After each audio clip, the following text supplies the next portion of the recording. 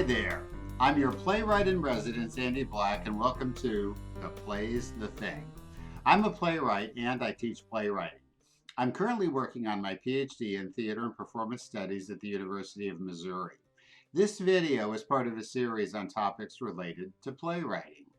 In previous videos, I've talked about places playwrights get ideas for plays. I'll quickly review the 5 sources playwrights might use to get ideas for plays, and then focus on one in this video. Playwrights often get ideas from the collective unconscious, borrowing a familiar plot from another story. A second source of ideas is writing a play based on your own personal history or something that actually happened to you. Last time, I talked about writing a play based on an historical event or a person's life. Today, I'll talk about getting inspired by a social or political issue. And in the final video, I'll look at getting an idea from nowhere, what I call pure inspiration. An idea just hits you and you can't really explain where it came from. In teaching about these sources of inspiration, I've given you examples of well-known plays inspired by the source that was the subject of the video. Today, I'll talk about 2 different plays that were inspired by the same social/political event.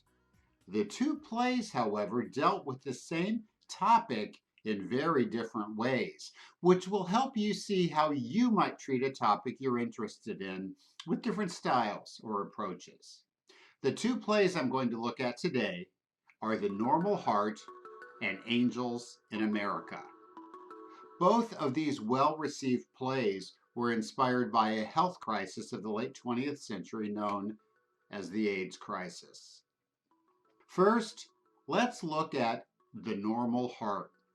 This play was written by a man who was not only an author and screenwriter, but a political activist as well, and this play has a strong political bent. In the early 1980s, when the AIDS crisis hit New York, Larry Kramer co-founded the Gay Men's Health Crisis. His play, The Normal Heart, was written in response to the political climate in which the AIDS crisis unfolded in New York City. It was highly critical of the overall response of the government and particularly of Ed Koch, who was the mayor of New York City at the time. This play is considered a literary landmark.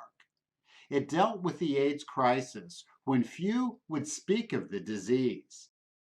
Harry, give us a number, we'll call you back. Philip, can you hold on? Graciela, you tell Senor Hiram I've been holding for Diaz Minutos, and he called me. See. Do you know where St. Vincent's is? You get your ass there fast. I'm going to send you a crisis counselor later today. I know you're scared, honey, but just get there. Call him back! Mickey, do we have a crisis counselor we can send to St. V's around 6 o'clock? No. Shit.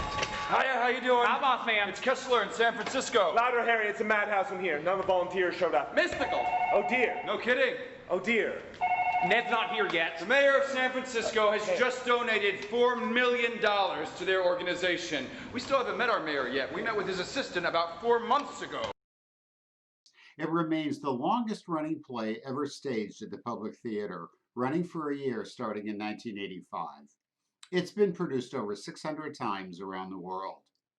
In terms of writing about this political issue, I will note that Kramer's approach could almost be described as documentary style.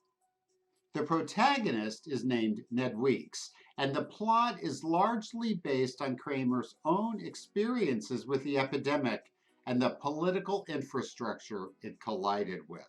I will use the term on the nose to describe this kind of writing. It's about exactly what it's about. Kramer has a very strong point of view and does not in any way attempt to provide balance or perspective. There's no attempt, for instance, to illuminate what might have been going on in Mayor Koch's mind or why he made the choices he made. This feature of the play, in a way, is its defining characteristic. It's part of what makes it a strong work, and others might say a signal weakness. No one would have ever suggested that Larry Kramer was overly nuanced. He says exactly what he thinks about the issue and makes no apologies. A play of this type has a clearly defined audience, which is essentially people who agree with the playwright. If there are enough of those people, if the topic is reasonably well known, and if the writer's voice is powerful and raw, the play can be very successful. One additional observation about The Normal Heart. Not only is it a play about a social/political issue, but it's also a play based on Larry Kramer's personal biography. Up till now, I've talked about the 5 sources of inspiration as if they were mutually exclusive. They're not, of course. You can write a play based on historical events, which also has political and social overtones. Your play from the collective unconscious may also be something that draws from your personal autobiography. If you're combining or drawing on 2 different sources of inspiration, that's great. You will always need to be mindful of the importance of telling a good story, whatever your sources of inspiration. Moving on to my second example of a play inspired by the AIDS crisis, a completely different approach is taken by Tony Kushner in his play, Angels in America. Angels in America could be called a fantasy. A young gay man who has been diagnosed with AIDS is visited by an angel who tells him that he is a prophet and gives him a message to deliver to mankind. Unlike The Normal Heart, Angels in America is highly theatrical and non-realistic. She's approaching.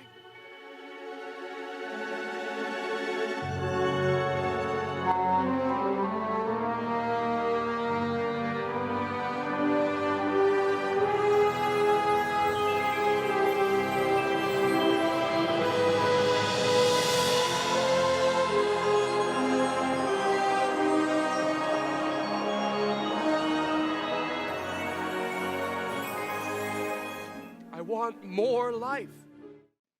One of the key villains of the time period, a closeted gay political figure named Roy Cohn, is given a great deal of stage time, and a full-bodied portrait of the villain emerges.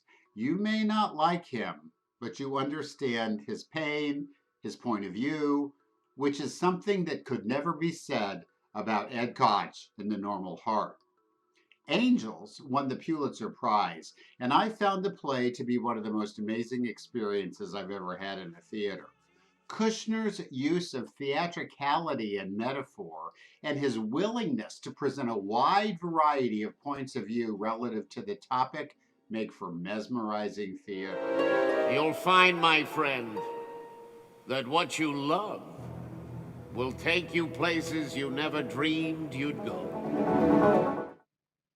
So, if you're going to write a play about a social or political issue, I'll provide some tips.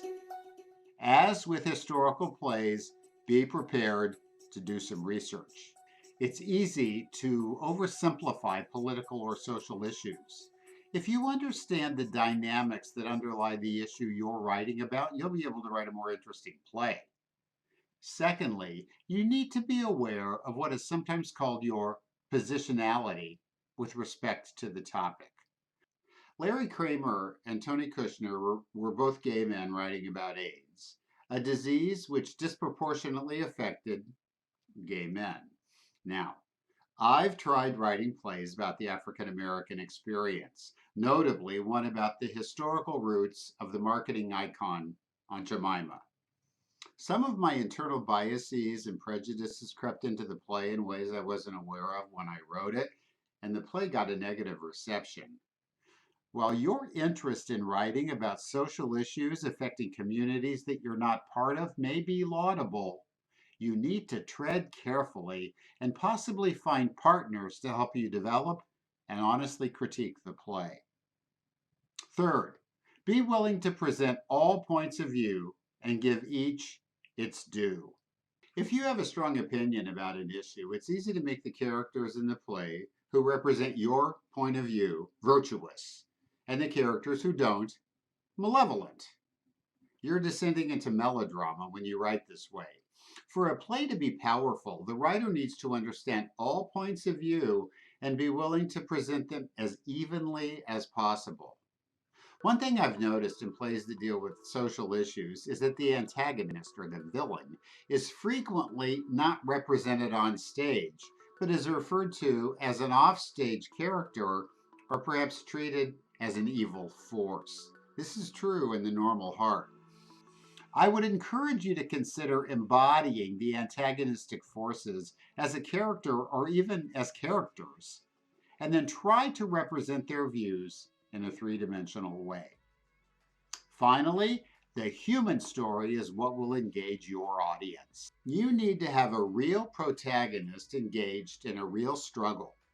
Simply taking one-dimensional characters and then dropping them into a difficult social or political setting will not make for an engaging theatrical experience.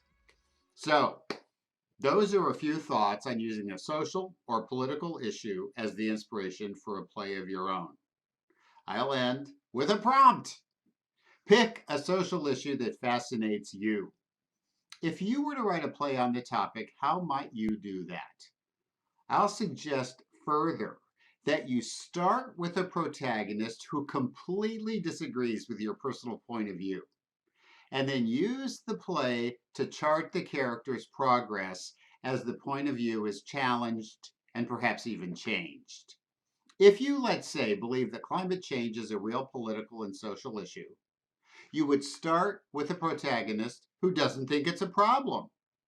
Something would need to happen to challenge this character's ideas, and then the story would trace the change in her attitude. The more firmly attached your character is to her original point of view, and the more she stands to lose if she changes her outlook, the more compelling your story will be. Now, you get to choose your own social issue and experiment with a plot involving a character's change of mind. The final source of ideas for us to talk about is pure inspiration, which will be the subject of my next video. If you want to follow me on social media, please do. I can be found on Facebook at Andrew Black Playwright.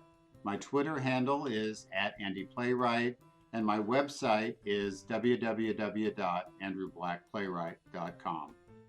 As always, I've enjoyed sharing my ideas and thoughts with you. I hope you've enjoyed hearing them.